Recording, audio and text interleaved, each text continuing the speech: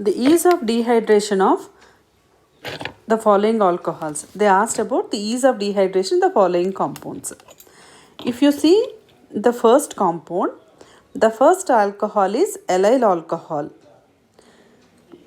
What is allyl alcohol? If the OH is attached to a allylic carbon, then the alcohol is allyl alcohol. What is allyl carbon? An sp3 hybridized carbon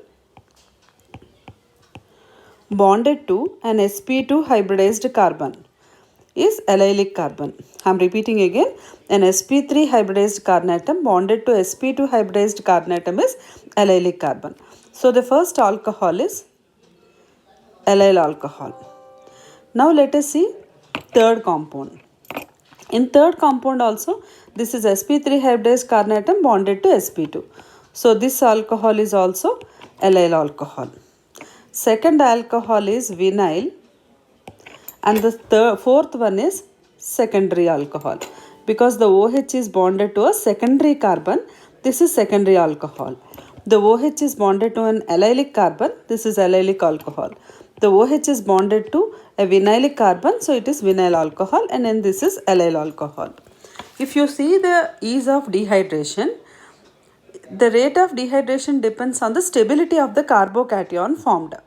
Allyl carbocation is more stable. So 1 and 3 should be more reactive or should undergo dehydration more readily than the other two compounds. But 1 is more than 3. Let us see the reason.